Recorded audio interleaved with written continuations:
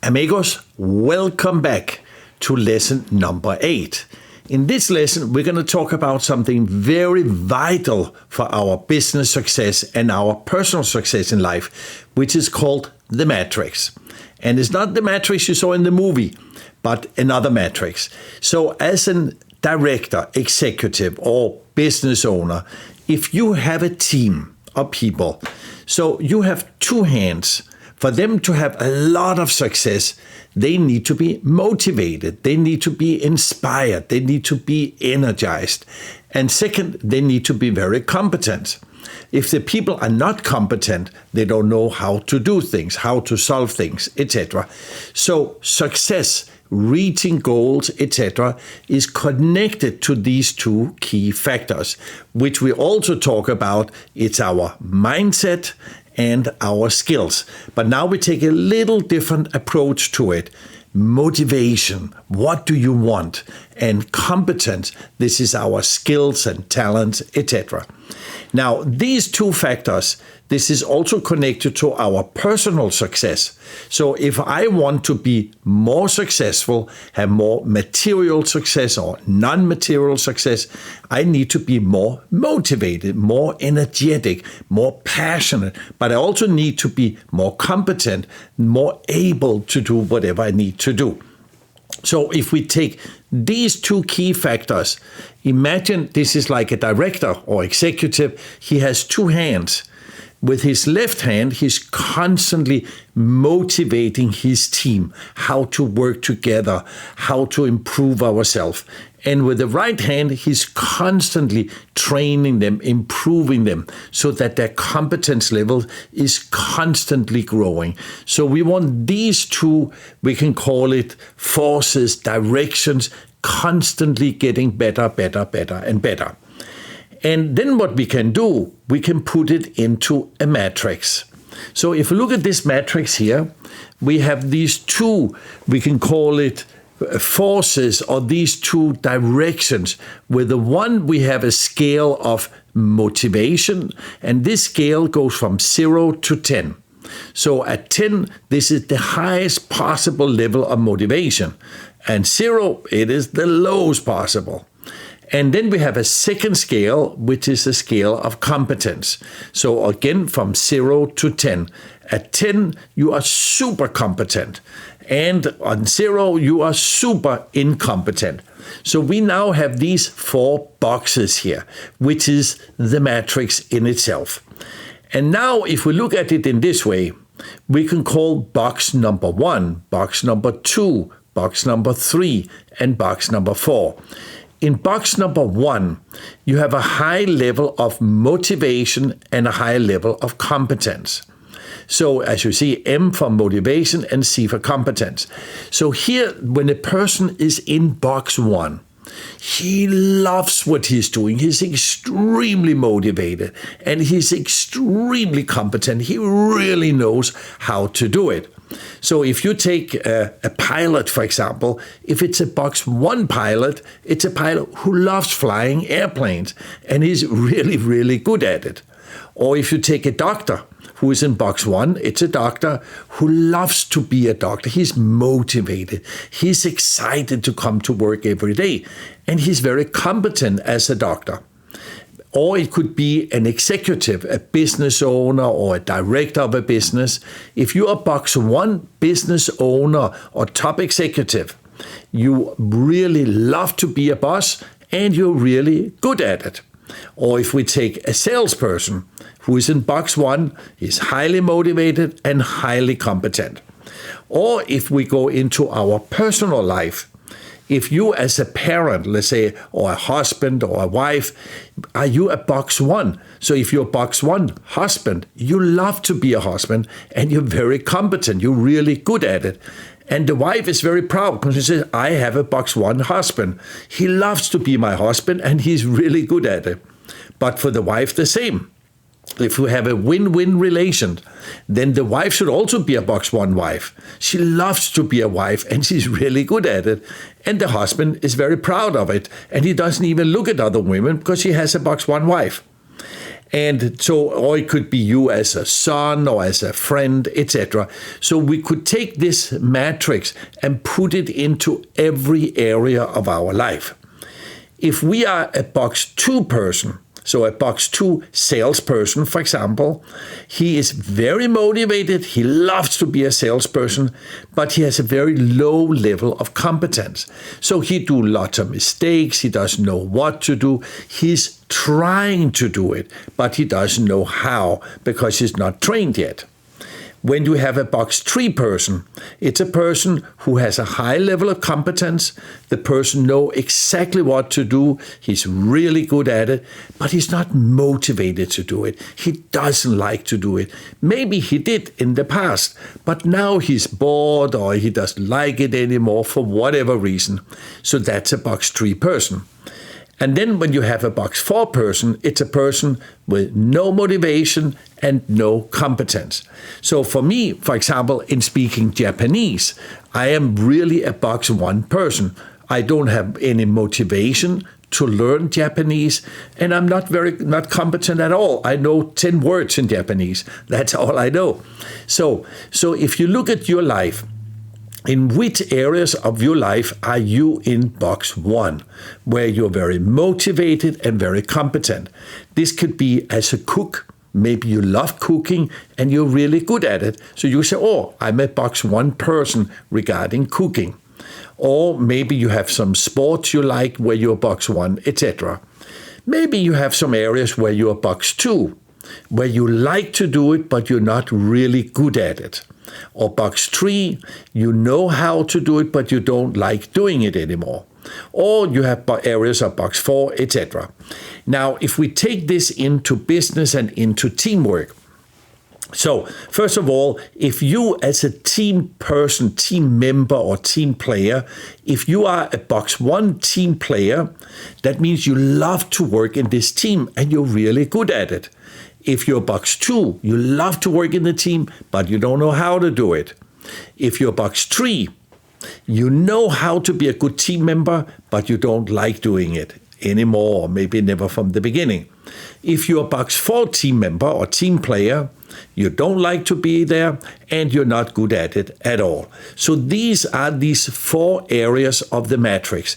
And every person is somewhere inside that matrix to the different activities of our life.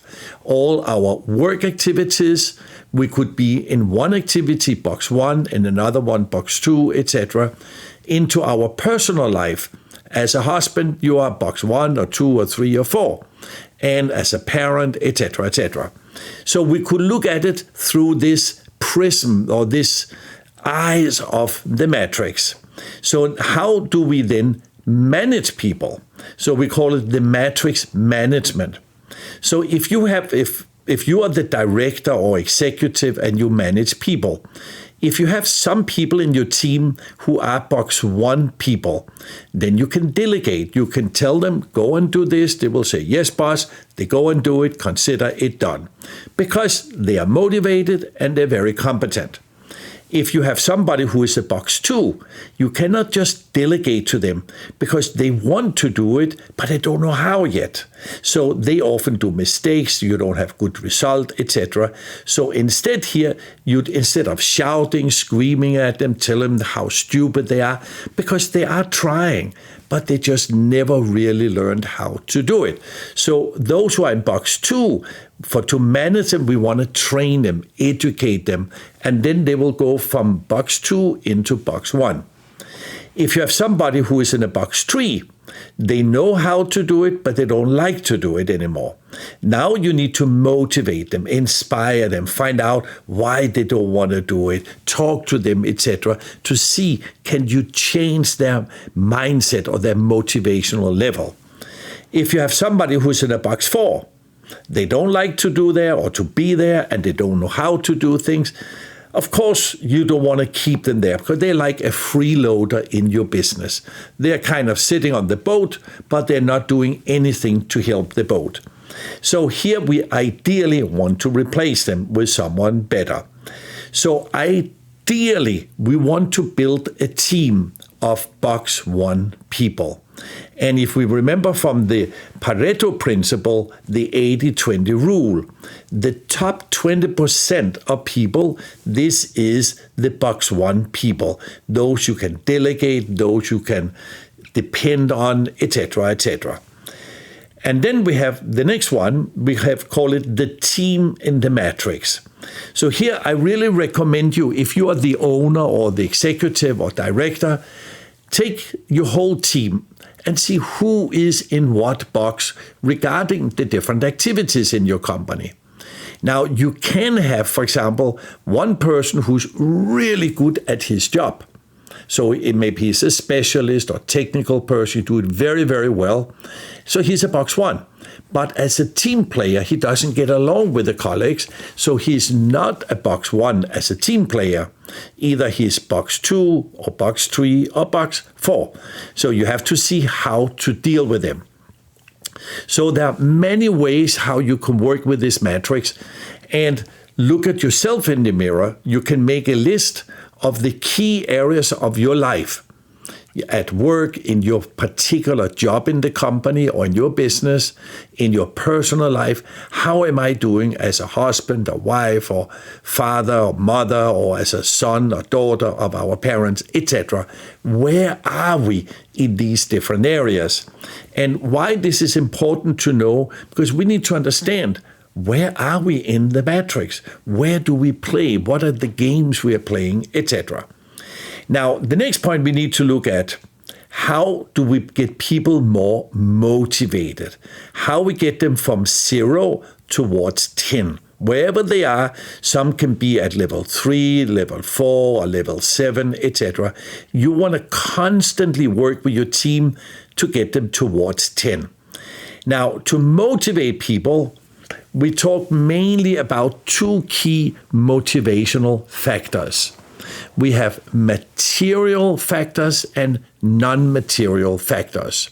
So you can motivate people by saying to them, listen, if you do better, you have better result and more sales or better production, etc., you can get some material benefits, or they can get some non-material benefits. So let's look at that. So first of all, if we look at the material motivation, many people, they want material things. So you can say to them, if you improve your result or sales, etc., we will increase your salary. And the salary can either be fixed salary or percentages, etc. Or you can say to people, to motivate them to do more or to continue to do what they're doing, they can get bonuses based on their result, etc. They can get certain benefits packages with medical insurance, etc., all kind of benefits. And then we can have all the different, we can call them the perks of working in your company. Maybe they can get a company car, company cell phone, computers, clothes, or uniforms. Maybe you have some kind of fitness center or gym in the company, or daycare for the kids, etc., food in the company, etc. These are all material things that they get either from just working in your company, so that they want to continue to stay in the company. So we can call this personnel retention. So they go, if I leave the company, I don't get these benefits anymore, or these material things. The only thing is, if we only focus on material motivation, it's a little bit dangerous, because you now can risk that a competitor come and say, hey, how much material stuff you get here or there. And then they say to them, but over here, if you come to us, we will give you more material things, either higher salary, more bonuses, etc. So that's why we also want to work with the non-material motivational factors. So if we look at them, so we basically can divide these non-material motivational factors into two parts. There is the company benefits. So here what we mean, if a person is doing these things, then the company will benefit in it. So first of all, to have regular meetings. Now, and I don't mean meetings just to talk about the weather. No, you first of all look at How are we doing with our mission, vision, values? This is so important because I have seen companies where they kind of create their mission, vision, values, and they don't talk about it anymore. Or they hang it on the wall, but nobody is focusing on it.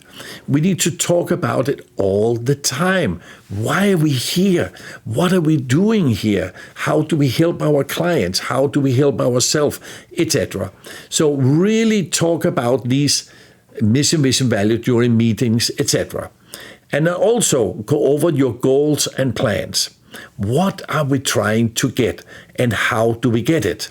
Which is our plans. So we could say for a person to be very successful in his life, both personally and at work, he's constantly focused on what do I want or what do we want? What do we want to achieve and how do we get it? If you focus on these two key factors most of the time, you will have the opportunity to be more successful, etc. The fourth point is problem solving. So if you involve your team to help to solve the problems of the company, they will be more motivated, more loyal, because they help to overcome the barriers, the difficulties to reach the goals and the plans. So in this case here, we want to create this proudness. We are part of something bigger. It's like the football teams or other sports teams where even the fans are part of the success of their teams. 5, job description. Make sure everybody has a very clear job description, what we expect from them and what they can expect from us. And in number 6, the SWOT analysis, which we'll talk a little bit about more later. So this is the strengths, weaknesses, opportunities, and threats. So we are analyzing constantly how are we doing.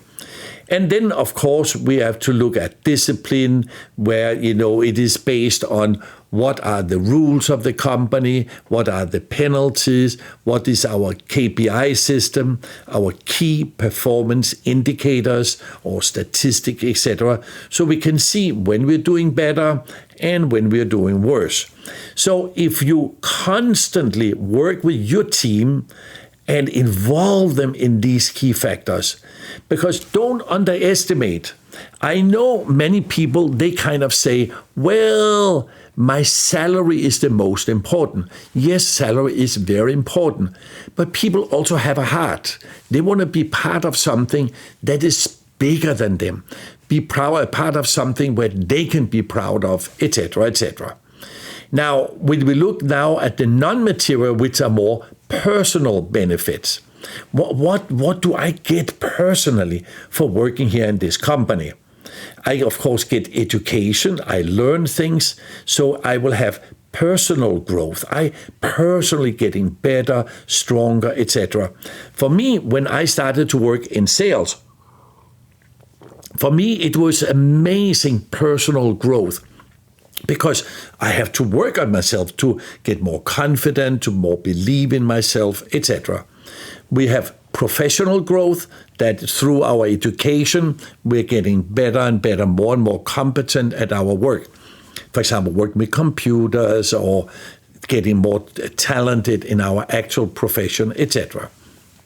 Then we, of course, can create different games with different rewards.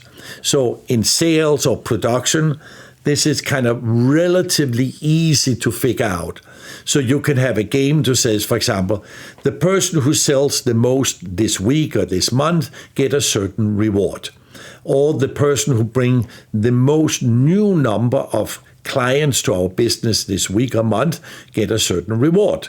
And these rewards can be certificates, or it could be material things, money, or any other things. In point 5, so here we can do it for anybody else in the company. We say if you get certain result, then you will get specific rewards, material or non-material rewards. Minimum, we acknowledge them, maybe directly say thank you very much for what you're doing, we really appreciate it. Or during some of your meetings, you say, I would like to acknowledge a couple of people who did very well this week. And then you say, Joe Blow, he has done blah, blah, blah. Everybody's clapping. And you will see it really does help with this team spirit. Point 6, you also get the benefit of, you're helping people. You're helping clients, you are helping your colleagues, etc. And in point 7, all the different social values we have from working here in this company or in this business, which means we create jobs in our city, or you help with certain social projects in your region, etc. So here we're looking at all the different kind of motivational factors. And here we want to recommend you really sit down. If it's for your company, write down what are the different motivational factors we can use with our team to get better performance out of them, etc. And even for your personal life, you can make your own list. Say, what motivates me to work harder, to work smarter, to improve myself, etc. Material and non-material. So these are what we could call the motivational factors. Now, how do we develop competence? So here there are 3 very specific steps. First, we study, we learn how to do something, to understand something. Then we practice it over and over again, and then correcting our mistakes. So it's very simple: study, practice, and correction of mistakes. And if we do that, we will see our competence is growing. And during our training programs, make sure, if you look the football player here, make sure all training, education, motivate people, inspire them, give them the right knowledge so that they understand what to do, and they're developing their skills, basically their motivation and their competence. So we could even say the formula that motivation plus competence equal results. So if a person's non-motivated, you will not get big result from them. If they're not competent, you also will not get big result. Or we can reword it and call it passion plus skills equals result. So motivation and passion, that's what we mean. It's this internal desire to do something. But we also need to have the skills. And the final one, if a person wants to do it and he can do it, he will get the results. If a person don't want to do it, how are you going to get the result? Or if the person can't do it, of course you will not get the result. So this is the formula. That's why as a director, we have our 2 hands. We constantly work to motivate, to inspire, to energize our people, and constantly training, so that their competence is growing. And if we're doing this, we will see people are growing, getting better and better and better, and they get into box number 1 in the most important areas of their life. And this is a very key factor of, we can call it personnel retention. Because if we want to retain the best possible people to our company or business, you have to have a company or business that people like to work in. If you don't have a good place, why should the best people stay with you or work there, etc.? All right, so I hope this makes sense, and you can really look at it from 2 points of view. One, as an executive, how to manage your team using the matrix, or second, for your personal, where am I, how should I improve, so that I personally get into box number 1. All right, so let's look at the assignments. Assignment number 1.